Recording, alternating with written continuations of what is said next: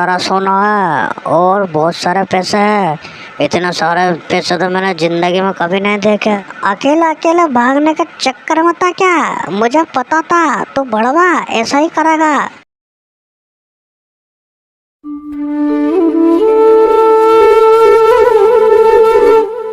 अरे बेटे सीमा, मैंने तुझसे बोला था ना कि एक दिन मैं तेरे लिए बहुत अच्छा रिश्ता करूँगा, बहुत अच्छा। तुझे पता है मैंने तेरे लिए एक रिश्ता देखा जिसका ऑटो का शोरूम है, ऑटो का।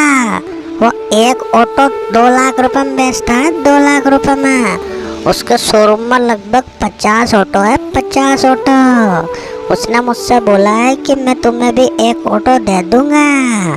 मैंने तो सोच लिया है कि तेरी शादी मैं वहीं करूंगा, चाहे कुछ भी हो जाए, जमाना कुछ भी बोले। तभी सुरेश की माँ वहाँ आ जाती है और कहती, अरे बेटा, मैंने अभी तेरे मुंह से सुना है कि तुम मेरी पोती का रिश्ता कोई ऑटो वाले क्या कर रहा है। तुझे ऑटो वाले के सिवा कोई नजर नहीं आया क्या? ऑटो वाले का रिश्ता करके क्या इसकी जिंदगी बिगाड़ना चाहता है क्या तू? दिन भर वो चौराहे पे खड़ा रहेगा, अजाओ अजाओ अजाओ अजाओ करता रहेगा।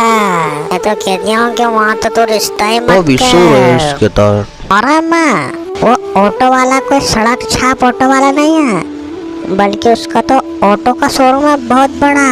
और तुम ऐसी फालतू बातें करो मत मेरे जमाई के बारे में, समझ गए तुम? मेरा जमाई करोड़पति है, करोड़पति। वो ऑटो नहीं चलाता सड़कों पर, बल्कि ऑटो को बेचता है।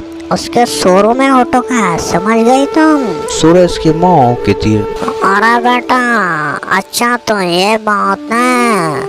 मैं तो समझी थी कि वो ऑटो वाला सब्जी वगैरह इधर उधर करता होगा, वो सवारी को बिठाकर इस चौराहे से वो चौराहे छोड़ता होगा। मेरा तो ये समझा था।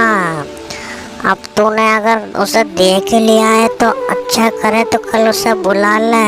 अगर वो भी मेरी पोती को पसंद कर लेगा तो जल्दी से जल्दी शादी कर देंगे।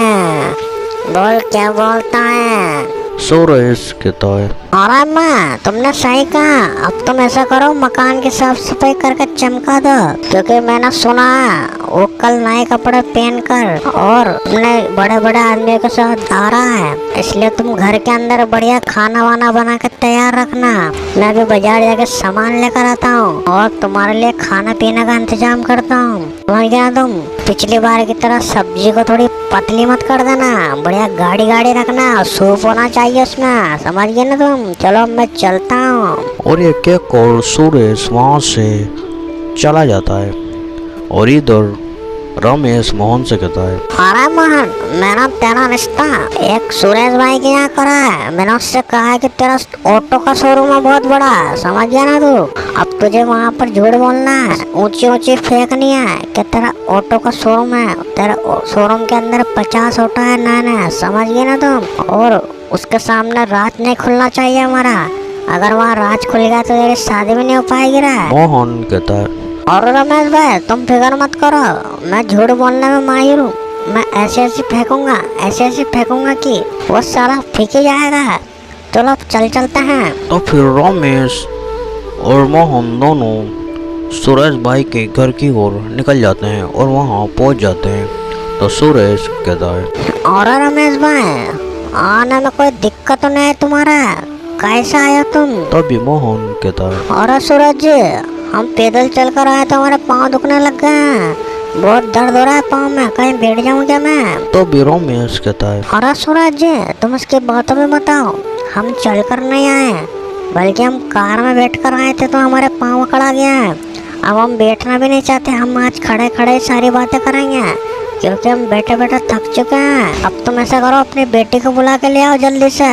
लड़का लड़के को देख लेगा और लड़की लड़के को देख लेगा, और अगर बात समझ में आएगी, ये दोनों एक दूसरे को पसंद कर लेंगे तो जल्दी से जल्दी शादी कर लेंगे। बोलो क्या बोलते हो? सुरेश कहता है, और रमेश भाई, तुमने तो ये बात जोरदार ही बोली। मैं भी जाता हूँ अपनी बेटी को बुलाना, तुम यहीं खड़े रहो आराम से। और ये कहकर सुरेश अपने बेटे के पास आ जाता है और कहता है, और बेटे से ना, लड़के वाले आ गए तो तैयार तो होगी ना बिल्कुल अच्छी तरह। अब तो ऐसा कर जल्दी से वहाँ पर आ जा, वो तो उससे बात करेंगे और वो भी तुझे पसंद कर लेगा, तू भी उन्हें पसंद कर लियो। मैं तो कह रहा हूँ तुझे अगर वो लड़का पसंद भी नहीं आया तो भी हाँ बोल दियो, समझ गए ना तुम। सीमा वो कहती है, अरे पिताजी तुम फिक्र मत करो, मेरे को अगर लड़का पसंद नहीं आया तो भी मैं उनको पसंद कर लूंगी, क्योंकि हमारे पास 50 ऑटो आएंगे। सूरज कहता है, और बेटे सीमा तू भी मेरी तरह बहुत ही समझदार है, बस तेरी दादी है हमारे घर में जो बहुत बड़ी बेवकूफ है, उसके भेजे में तो कुछ बात ही नहीं बैठती,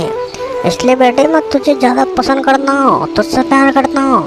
मैंने अभी तक तेरे 4 रिश्ते कराए हैं, उन चारों रिश्ते की दौलत को हमने हथिया लिया है, अब एक और रिश्ता आया है, अगर ये भी हमारा पक्का हो गया तो 50 ऑटो के मालिक बन जाएंगे हम। जल्दी से अब तो आजा, लड़के वाले वहीं खड़े हैं। एक एक कर सूरज चला जाता है और कुछ देर बाद सीमा वहाँ आ जाती है।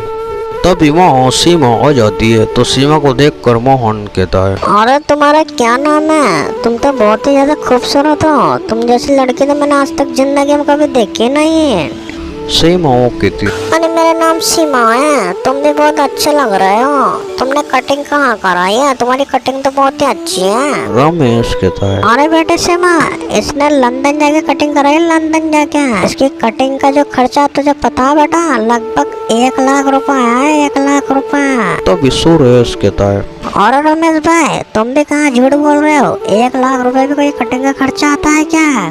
रमेश कहता है, अरे सूरज जी तुम नहीं समझोगे, क्योंकि तुमने आज तक पीपल के पेड़ के नीचे कटिंग कराई है, तुम्हें नहीं पता कि कटिंग में 1-1 लाख रुपए भी लगता है। ये बात तुम जब समझोगे जब तुम हमारे साथ कुछ वक्त बिताओगे। अभी तक तुमने यहाँ गांव में सिर्फ देखा ही क्या है, गाय भैंस का गोबर और इधर उधर पीपल के पेड़ के नीचे कटिंग करा ली 5 रुपए में, और वो भी तुमने उन्हें नहीं दिया। मैं तो कहता हूँ हमारे साथ जब तुम रहोगे तो हमारी तरह VIP बन जाओगे, VIP।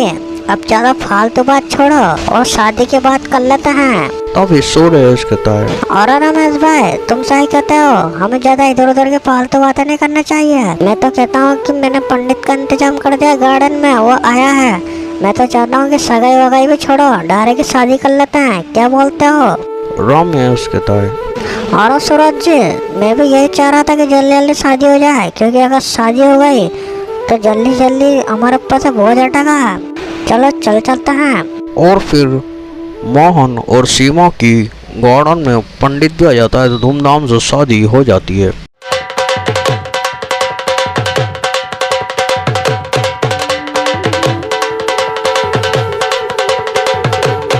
और फिर रात पड़ जाती है तो मोहन कमरे में आता है, सीमा के पास सोता है और फिर आधी रात को उठकर वो बाथरूम की तरफ जाता है। जब बाथरूम की तरफ जाता है तो उसे एक कमरा दिखाई देता है जिसमें तिजोरी पड़ी होती है। तिजोरी के पास जाता है, तिजोरी को खोलता है तो उसमें सोना होता है, और जब वो सोना देखता है तो कहता है, अरे ये तो बहुत बड़ा सोना है, लगता है मेरी किस्मत बदल गई। मैंने 8 जगह रिश्ते करा है लेकिन 8 जगह चवन्ने निकले। लेकिन इस परिवार को तो मैं गरीब समझ रहा था, लेकिन यहाँ तो सोने का खजाना भरा है। मैं तो सोच रहा हूँ अब सब कुछ छोड़ो और ये सोना चांदी यहाँ से लेके निकलो, इसमें सारा है। अगर मैं सोना चांदी लेके यहाँ से निकल गया और मैंने उसको बेच दिया तो मैं तो करोड़पति बन जाऊँगा। इस सीमा जैसी लड़की से मेरे आगे पीछे घूमेगी और फिर मैं 3-3 4 शादी कर लूँगा। मैं तो कह रहा हूँ कि बस सोना लेके यहाँ से निकलने में सारा है, ना रमेश भाई को पता चलेगा, ना के बाप को पता चलेगा। जल्दी से सोना समेट के रातों रात यहाँ से निकल जाता हूँ, यही सही होगा। अगर मैं यहीं रहा तो मुझे बेलदारी करके मजदूरी करके सीमा का पेड़ बनना पड़ेगा और सूरज इसका बाप मुझे एक चवन्ने भी नहीं देगा। पूरी ज़िंदगी मुझे गुलामी करनी पड़ेगी और मेरे पास पैसे भी नहीं है और मैं मजदूरी करके अपनी ज़िंदगी बर्बाद भी नहीं करना चाहता। चलो अब सारा सोना लेकर यहाँ से निकल लेता हूँ। और फिर मोहन सब सोना समेट कर रातों रात वहाँ से निकल जाता है। हमारी वीडियो पसंद आए तो चैनल को सब्सक्राइब कर देना।